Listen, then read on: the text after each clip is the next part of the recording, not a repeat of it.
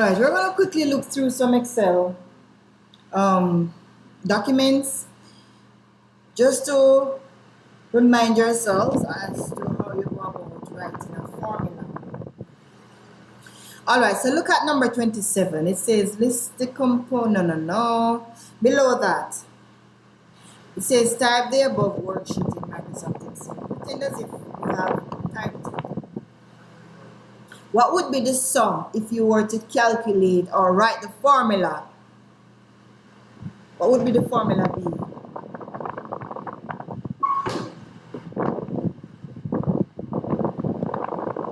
To find the sum, what would the formula be? Equal, sum, open bracket, and the range, which would have been B2 to C2. Remember, 2 is represented by a colon. Remember that? And you would close your quotation. You would close your bracket, sorry.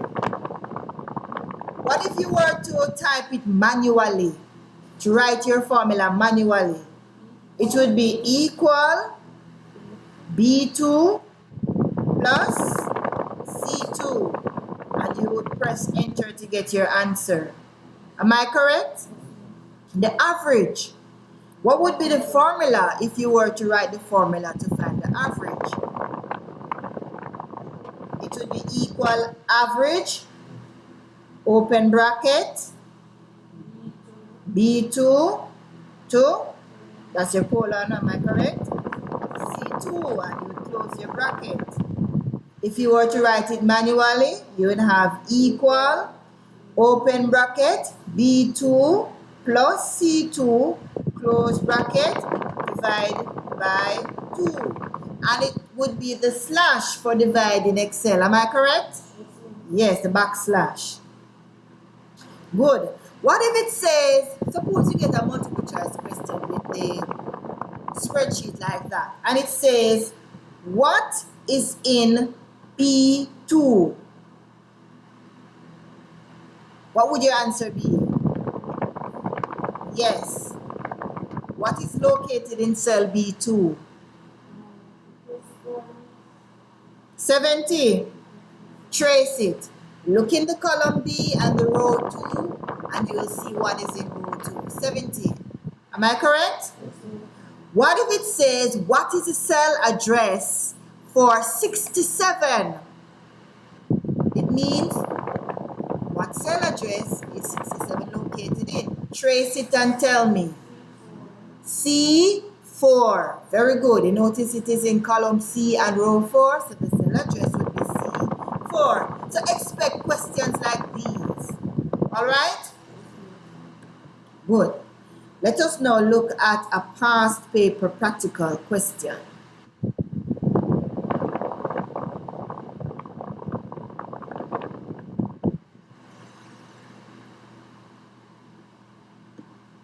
Alright, this is a 2012 paper, and I want you to look at a paper 3, and I'm looking at a paper 3 just in case they bring a PowerPoint question in your multiple choice. Are you following? Alright, so I found this question in paper 3, 2012. Look at the instruction. It says here to create a PowerPoint with 4 slides, right? How do you insert a slide? So, of course, by default, you have 1 slide. So that would go, as in slide, the information for slide 1 would go on slide 1. How would you insert slide 2 to type the information for slide 2? In other words, how do you add another slide? You would click on New Slide under the Home tab. Right? Good. Let me move down to the bottom of the page. There's another comment balloon here. And this is talking about to insert a new slide in a particular area. What if you have, say for argument's sake, 3 slides, but you want the information that is going on the 4th slide to be where slide 3 is. You'd have to click above slide 3 because that's where you want it. And then you would go to the section where you have to add the slide. Are you following? Alright. So of course, anywhere you want a particular slide, you have to click there and you go through the procedure to put the slide there, to add the new slide. Alright? And pretty much the manuscripts that are there, we have been through them over and over, so we won't be going through them again. I'm going to scroll down to paper 2. We're going to be looking at paper 2 in a short while.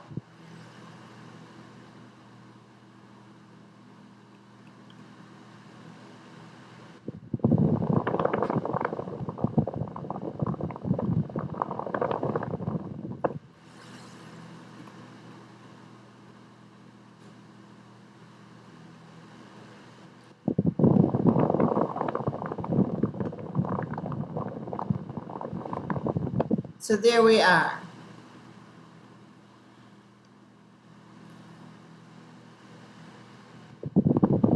Take a look here for me where my mouse pointer is.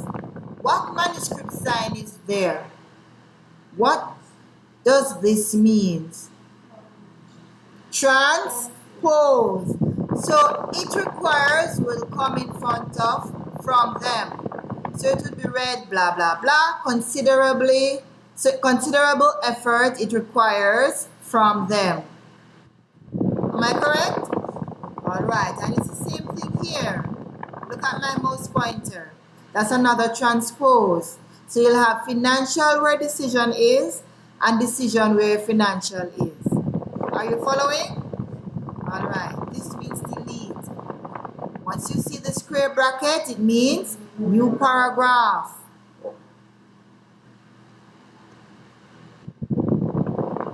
Many of the manuscript signs that they come with on a yearly basis is repeated. You see, you know that means uppercase. Yes. Once you see the strikeout, once there's no dotted or dash line under it, it means you have to take it out. If you see the dash line under it, it means you have to leave it unchanged. For example, legal work here. Notice legal work was striked out, but there is a dash line on it, under it, so it means that you're not to cross it out, you're to leave it. Right.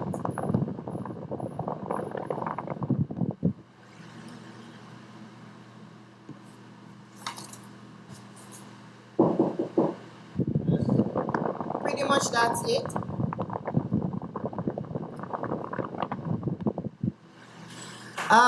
Pretty much the questions that are on paper 2 here are the same manuscript signs that have been used over and over. Alright? So I'm going to end right there, or do you want us to continue going through? You can continue going through, it's more revision than anything. Alright, this says make this the last paragraph. So it means that you would bring this to the end. Right? What does this sign mean? Where my mouse pointer is. Insert. Am I correct?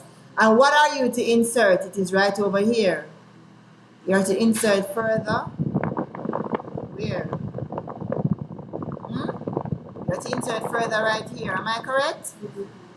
Like a further personal consultation, blah, blah, blah. This here indicates that you are to move what is in this section here. Where? Right there. See where the arrow is pointing? That's where you would put it.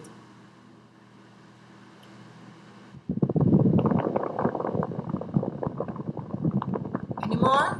Here you have is striked out. The dash line is not under it, so you know you need to remove it. Am I correct? There's another insert sign here. What are you to insert? Where's the insert sign? This. No, it's right here, tap. So it should be devastating. So it is telling you that you're to insert TA right there. This that is in the balloon section should be moved where indicated. So it should be moved here. Am I correct? That's where the arrow is pointing.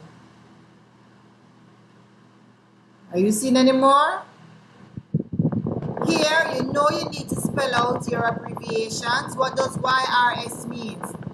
We looked at this last week. YRS means yours in this case. What other meaning does YRS have? Years. Very good.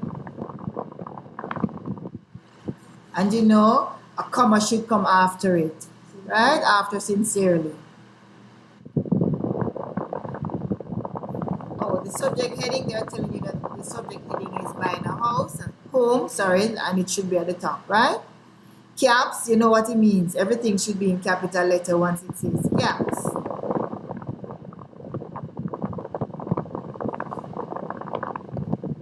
Alright, this is a spreadsheet. Again, it is telling you to show grid lines. A while ago, we looked at how we go about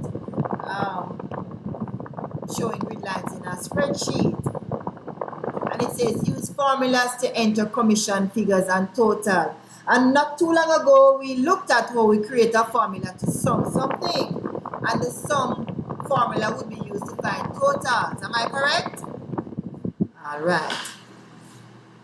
Look at it and tell me, is there anything else of concern that you'd like to know how to do? Or what you would do if you were to type it? I have to be turning my neck to see this.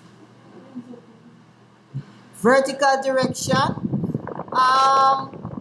Earlier, we looked at that.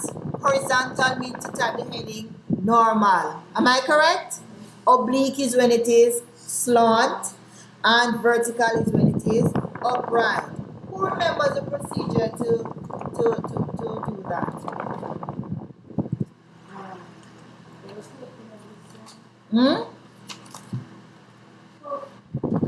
First, you have to click on the cell.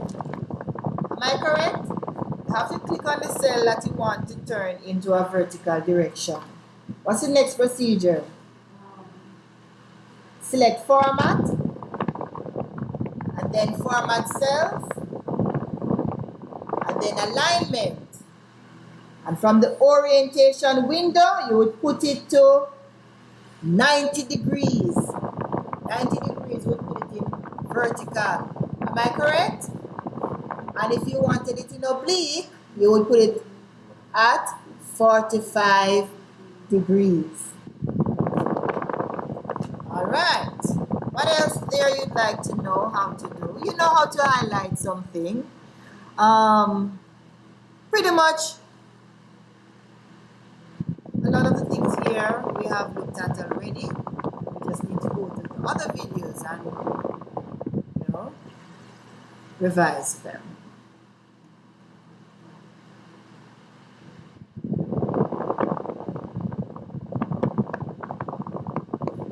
Spaced caps. You notice spaced caps come again. Who remembers how we go about putting something in spaced caps? Manually. How would you do it manually? So when you type it, of course, you're going to type it in all caps. Am I correct? And between each letter, you will have 3 spaces. Am I correct? Know them. Please know them. Like I told you last week, I have a feeling space gaps is coming in that multiple choice. So make sure you know, ensure that you know how many spaces come between each letters and words. Alright?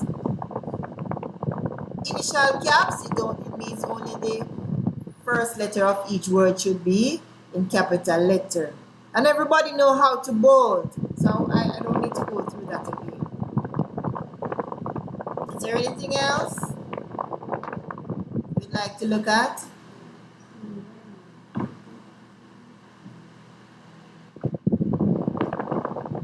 Pretty much everything else is a repeat.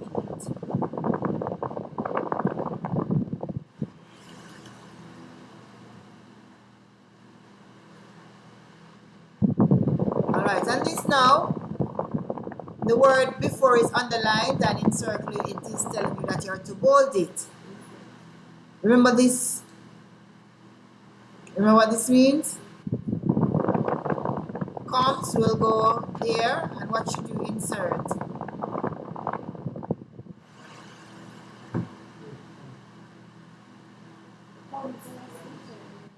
You should insert comes there. So it will be read when it comes to negotiating, blah blah blah. Alright, let us quickly move to the next question. This is a newsletter, and pretty much it's filled with manuscript signs, and you already know the manuscript signs. Am I correct? Look at this word, gives. Notice there's a dash line under it, and what does the dash line mean?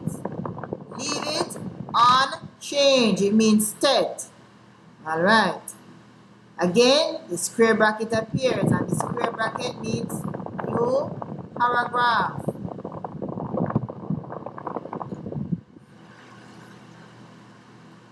The underline under M right there for market. For UC, it means to put it in uppercase.